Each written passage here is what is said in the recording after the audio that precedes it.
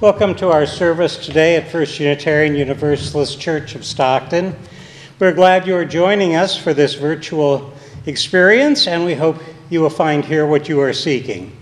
We're a community of individuals holding many different beliefs, coming from many different places, and each progressing on our own journeys of life and faith.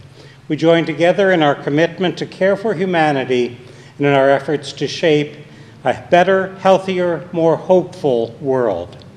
We promise to accept and encourage all those persons of goodwill who gather here, recognizing that we all continue to grow and learn throughout our lifetimes. We especially welcome and stand with LGBTQ persons, even as we seek to welcome all persons of every age, ability, status, and shade of skin. We strive to make our community a place of peace and acceptance, love and nurture, even as we challenge ourselves and others to live more faithfully according to the values of Unitarian Universalism. Hear our Prelude now by Bhakti Chan.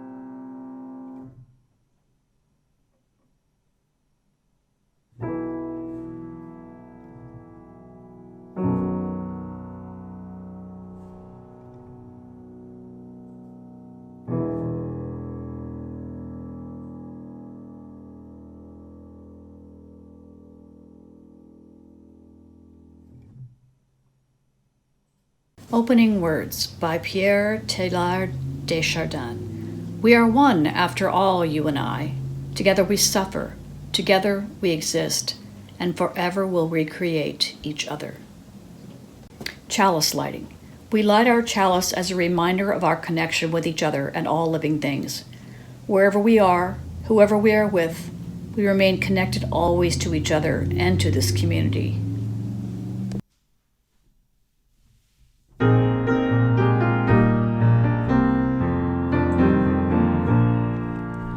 Gather the Spirit, harvest the paw. A separate fires will kindle one flame. Witness the mystery of this heart, our trials in this light, appear all the same. Gather in peace, gather in thanks, gather in sympathy now and then. Gather in hope, compassion and strength, gather to celebrate once again. Gather the spirit of heart and mind, seeds for the sowing are laid in store, nurtured in love and conscience refined, with body and spirit united once more. Gather in peace, gather in thanks, gather in sympathy now and then. Gather in hope, compassion and strength, gather to celebrate once again. Gather the Spirit growing in all, drawn by the moon and fed by the sun, winter to spring and summer to fall, the chorus of life resounding as one. Gather in peace, gather in thanks, gather in sympathy now and then. Gather in hope, compassion and strength, gather to celebrate once again.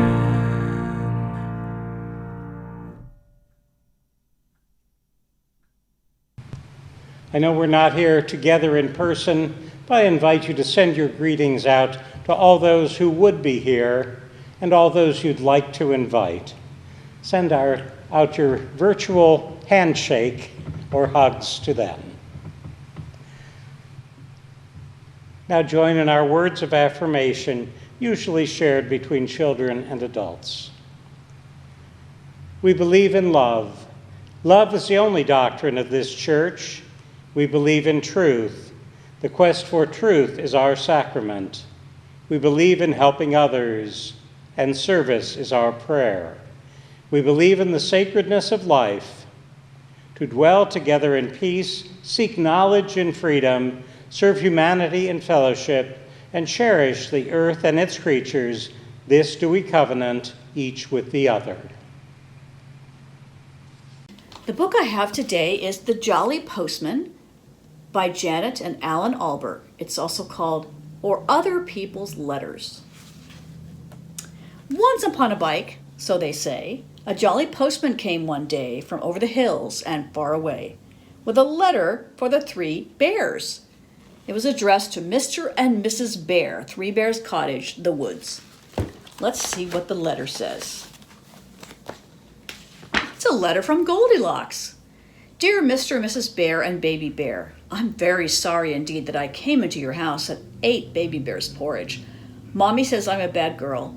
I hardly eat any porridge when she cooks it, she says. Daddy says he will mend the little chair. Love from Goldilocks. P.S. Baby Bear can come to my party if he likes. There will be 3 kinds of jelly and a magician. So the bears read the letter except Baby Bear. The postman drank his tea, and what happened next, we'll very soon see.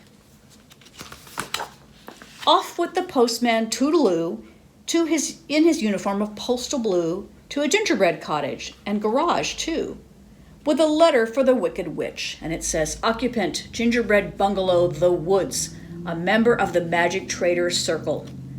Open now, don't delay, this could be your lucky day. What is this? Let's find out what the witch got in the mail. It's an advertisement for things that witches might want. Big broom for the larger witch, a witching hourglass, a cauldron set that's nonstick, deadly lampshades, rejuvenating pills, frog powder, matching tie and sock set, sky-high goggles, fits all sizes. So the witch read the letter with the cackle of glee, while the postman read the paper, but left his tea. It was green. Soon the jolly postman, we hear tell, stopped at a door with a giant bell, and the giant bottle of milk as well, with a postcard for, guess who? Mr. V. Big, Mile High House, Beanstalk Gardens. Let's find out what he got in the mail.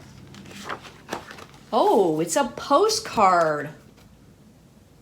Thinking of you on our magic carpet tour. Dear Giant Big, having a nice time, me, my mom, and your hen what lays the golden eggs. It's better than traveler's checks. Saw a bloke as we was flying down. He was bigger than you. I've took note of his address. Take care of yourself and your talking harp. I'll be back for that one of these days, I shouldn't wonder. Bye for now. Your very little pal, Jack. So the giant read the postcard with baby on his knee, and the postman wet his whistle with a thimble full of tea. Look how tiny the postcard is in the giant's hand. Once more on his bicycle, the postman rode to a beautiful palace, or so we've been told, where nightingales sang and a sign said sold, with a letter for Cinderella. That's a surprise. It says H.R.H. Cinderella, the Palace, Half Kingdom Road. Let's find out what Cinderella got.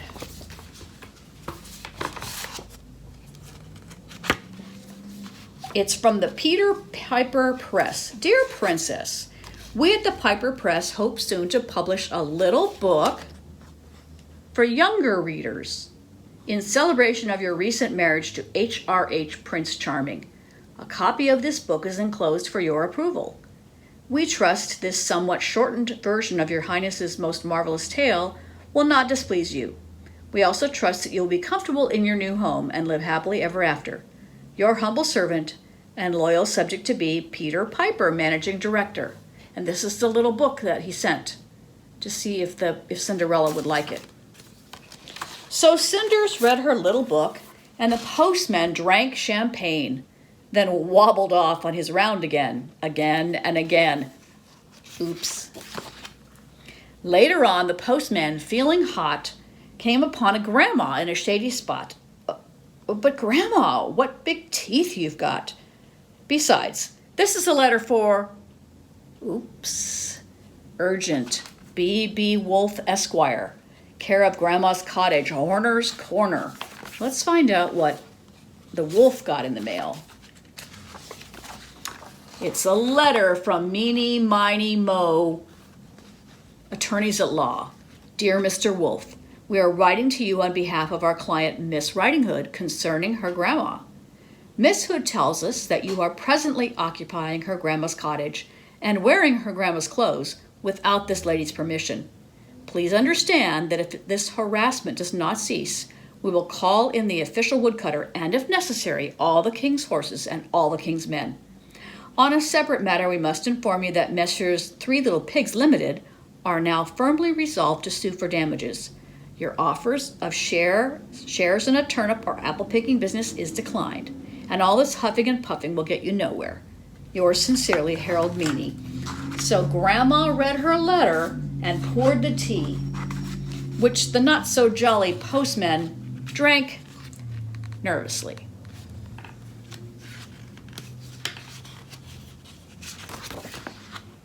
Now the jolly postman, nearly done, so is the story, came to a house where a party had begun. On the step was a bear with a bun, but the letter was for Goldilocks. Please do not bend to Goldilocks, 24 Blackbird Road, Banbury Cross. Let's find out what Goldilocks got. Oh, it's a birthday card. Birthday wishes 8 today. Look, there's money in it. £1. Pat a cake, baker's man. Bake me a cake as fast as you can. Carry it in on a beautiful plate and light up the candles. Today I am 8. To Goldilocks with love from Mrs. Bunting and baby. Kiss, kiss, kiss, kiss, kiss. So Goldilocks put the money in the pocket of her dress, asked him to the party, and he said yes.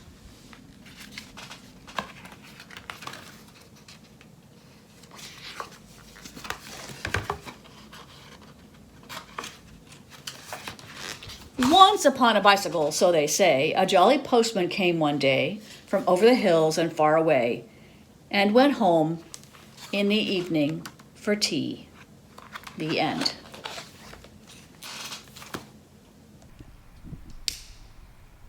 This time in our service, we share milestones in our lives and the lives of our friends and neighbors by lighting candles of joy and concern. I did get a few requests for lighting candles today. Cindy Riddles has injured her ankle. She had trouble getting in to see a doctor, but is now wearing a boot and cannot drive. She also reported about her relative June Balsey, a former member of this church who turns 95 on Sunday.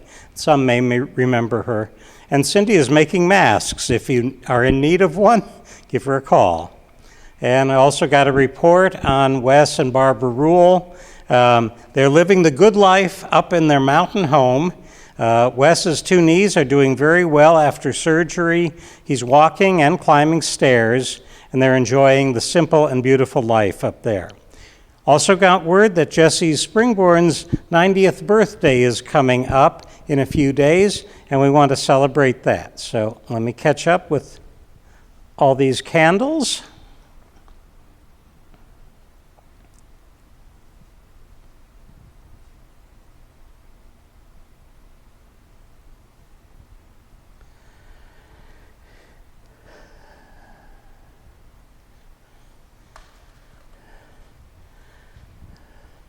For all those joys and concerns that have not come in but are still in your thoughts and prayers, we light a candle for all of those.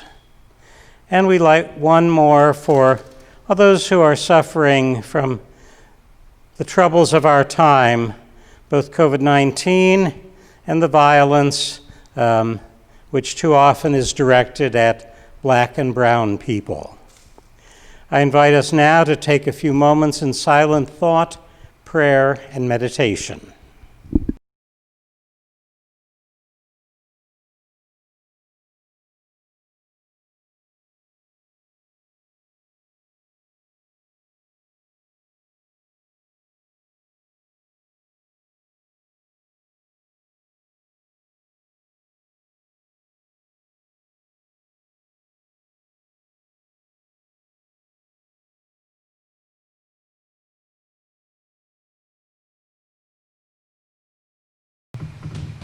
We give thanks for this community, for the way that we're able to support each other, listen to each other, be there with each other. We give thanks that we've had the chance to connect with so many people, even in these difficult times. We send our good energy out to those in need, those who are shut-ins because of the virus or because of other factors. We send our hope that we soon will have treatments and vaccines that will be able to meet again together safely.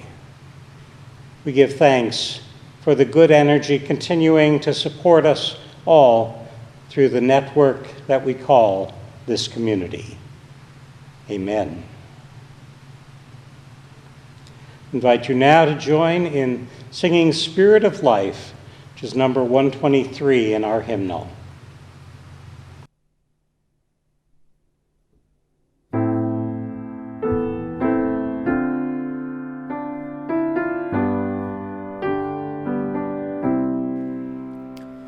Spirit of life, come unto me.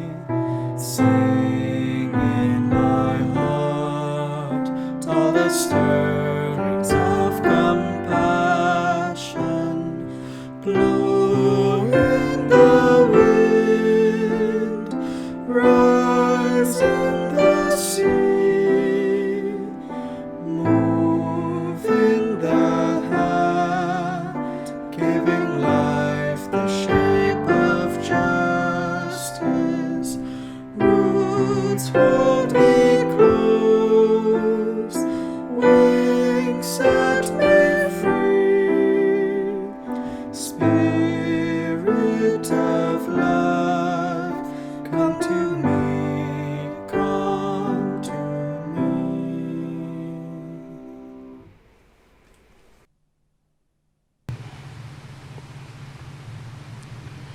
A responsive reading today is from Lifting Our Voices, this resource of readings that came out a few years ago.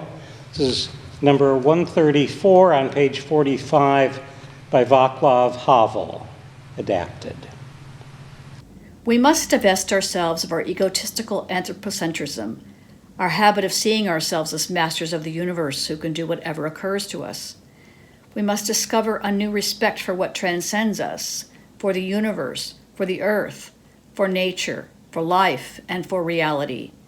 Our respect for each other, for other nations, and for other cultures can only grow from a humble respect for the cosmic order, and from an awareness that we are a part of it, that we share in it, and that nothing of what we do is lost, but rather becomes part of the eternal memory of being, where it is judged. At this time in our service, we invite the sharing of pledges, gifts, and offerings. If anyone would like to make a contribution to support the work of this congregation and other organizations we help to support, we invite you to send it to our church office, 2737 Pacific Avenue, Stockton, California, 95204. Thank you.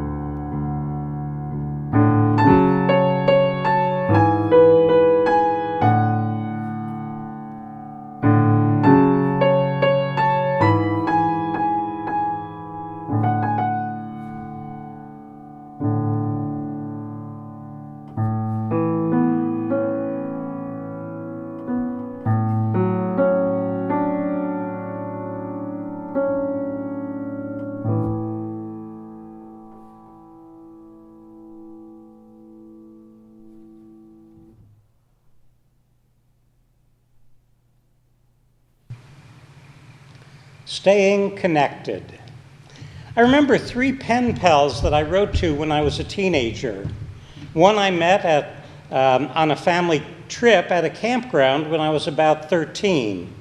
The other 2 a little later at church camps. I remember how I looked forward to getting their letters. It was not incidental that all 3 were cute girls. That certainly added to the excitement of getting their letters. Eventually, I lost touch with 2 of the 3, but the third one has kept coming back into my life periodically over the years. I wonder about the 2 I lost touch with, and also about a later girlfriend and pen pal from England whom I met on a youth trip I was chaperoning. The third girl and I still call or text occasionally, and less frequently get together when our paths cross. As a minister, I've had to let go of church friends when I leave a church, so it has been grounding to have a few friends and relatives when around the country with whom I stay connected over the years. There's also something about writing and receiving letters that feels more connected even than the messages and calls we make these days. In an ordinary year, I probably would have taken 1 or possibly 2 quick trips to see my kids and grandkids, plus a longer GA road trip during the quarantine so far. I tend to have some chronic wanderlust, so I find it hard to just stay at home day after day after day. I like to see friends and relatives, to share a few meals and some quality time. We each have our own ways to stay connected with the people we love and who love us, But COVID-19 is really getting in the way of a lot of them. As a congregation, in ordinary times, we can look forward to seeing our church friends at church frequently. We don't usually have to go out of our way or make a special effort to stay connected with them. But these are no ordinary times, and we don't really know when we are likely to see ordinary times again. During the world wars and the Spanish flu pandemic, there were travel restrictions, but most of our lives, the only limits have been time and money. For most of us, the closures and restrictions and limits feel harsh, not like the freedom we have known most of our lives. Most of us understand the need for the limits, but they may still seem over the top for those of us who have not been touched directly by COVID-19. I've lived in places where we had to take shelter for a few hours or even days from tornadoes or thunderstorms, power outages, blizzards and cold spells, and heat waves. Rarely have they required sheltering in place for more than a few hours and never more than a few days. 4 months in, this pandemic is downright inconvenient. More than 3 million infections and 130,000 deaths, more than anywhere else in the world. And then there is the economy and unemployment. Not a happy picture. Forcing stores and businesses and schools to reopen, not a good thing. And there are still millions of people following Trump's lead who don't believe it is real or that it's serious enough to take the drastic action of requiring masks. In this country, wherever we may be, we are living through the same pandemic, the same dangers, the same costs. It has affected all of us in some way. We don't have to say much about it, yet it is the thing on most of our minds. The thing that we do need to share with each other is a sense of hope, that somehow we are all going to get through this mess, that things will be some kind of normal again. Staying connected is reassuring, calming, a way to hold on to some awareness greater than our own. Even in times like these, there are people who keep their cool, stay calm in the face of disaster, can reassure others and keep things in perspective. We need those people now more than ever to help us measure and balance our responses. We need each other in times like this for support and to keep a sense of balance and to remind us that we are not facing this alone. Though I get tired of the lengthy noon updates, Governor Newsom is doing a good job of explaining what is going on and the reasons he has taken the actions he has taken during the crisis, the science and the stats. And he adjusts to changing circumstances. He communicates. I'm not entirely sure whether the proliferation of social media actually helps us to stay connected with each other. Facebook and Instagram certainly let us see pictures posted by the people we are following and allow us to post pictures or statements or videos of our own. I've been posting the link to our services on my own Facebook as well as the church's Facebook page for anyone who might be interested, and others are certainly welcome to post our services as well. Who knows if we might get some new members or friends after watching some of our virtual services. Social media has replaced phone calls and letters for many of us, but there are limitations, and whatever we post there may be there forever. There are also messaging services with most social media platforms that are more limited, more narrowly focused, and hopefully more secure, more like sending an email to one person. These modern conveniences are nice, but most are far less personal than a letter or a phone call. We can text somebody around the world instantaneously, but what are we communicating, and are we really connecting? When we actually are with people, there are multiple levels of connection happening. We can see their body language as well as hearing what the other person is saying, and we also see their mouth and their eyes. And then there are the pheromones. For at least hundreds of thousands, if not millions of years, this is how people connected with each other. Phone calls, text messages, and even video chats are better than not connecting at all. With limited communications, there are more opportunities for errors and miscommunications of feelings and ideas. There are layers of distance that make it harder to read what the other is saying. Even with all our digital devices and social media, it is a challenge to stay connected during times like these. Of course, staying connected begins with an effort and energy we may not always feel. When members of this congregation and most UU congregations are asked, the most important aspect about each congregation is usually the sense of community. We may have a variety of beliefs and come from many places, but together we build a sense of community.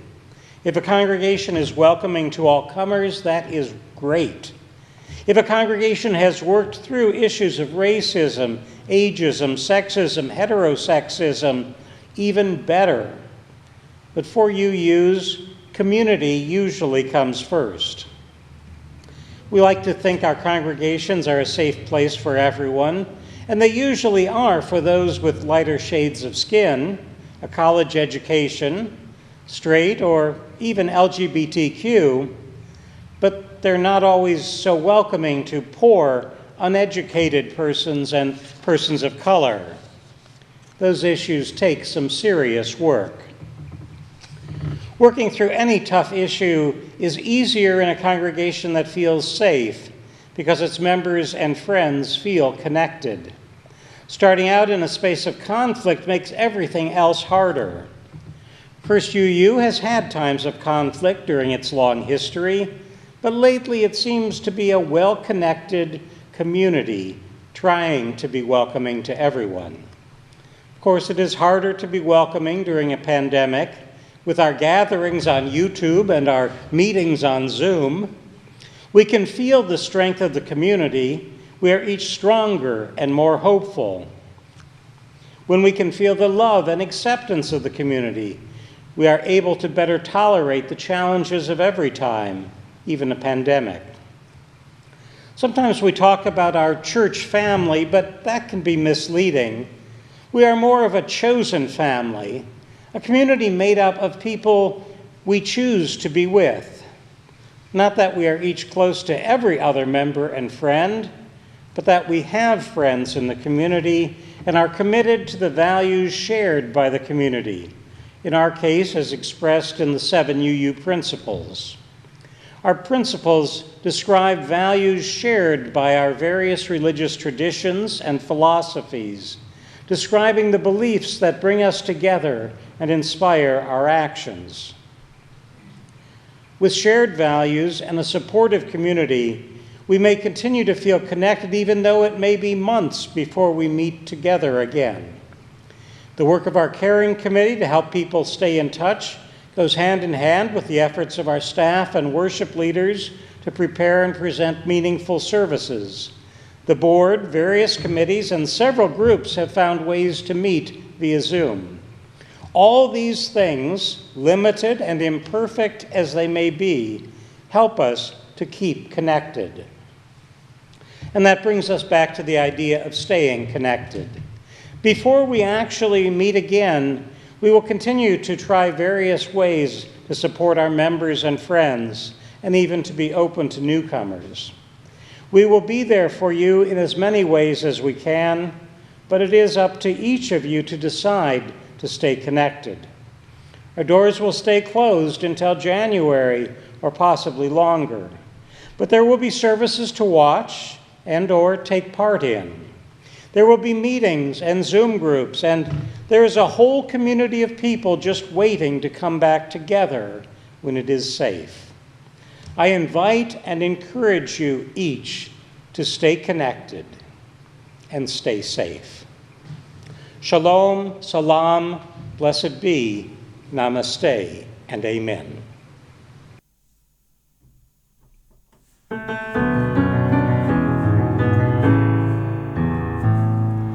Come sing a song with me. Come sing a song with me.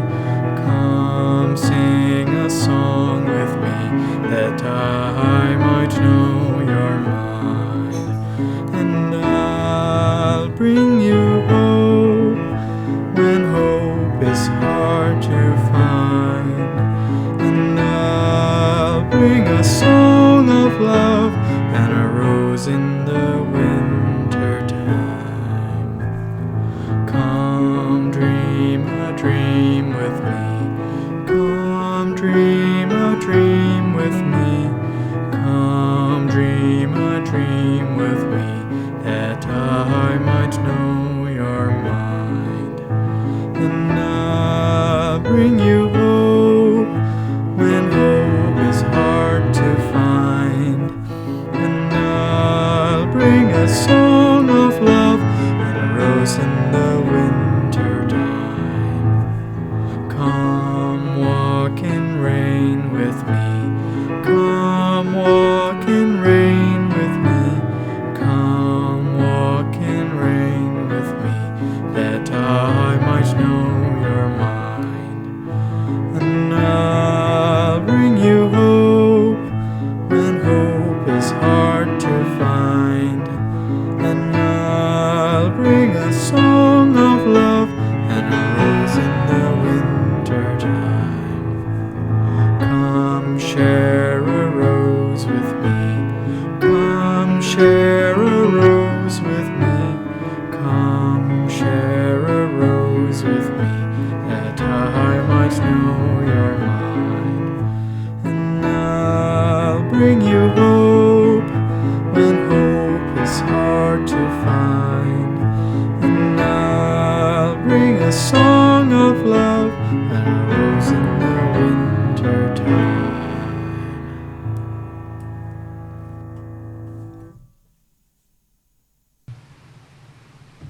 Wherever you are, I invite you to join your hands virtually with all those other members of this congregation and others you'd like to invite to join us.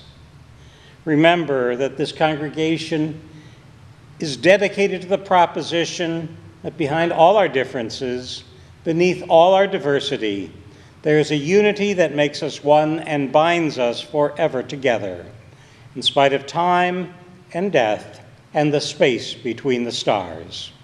We pause in silent witness to that unity. May the blessing of love be upon you. May love's peace abide with you. May love's presence illuminate your hearts now and forevermore. Amen.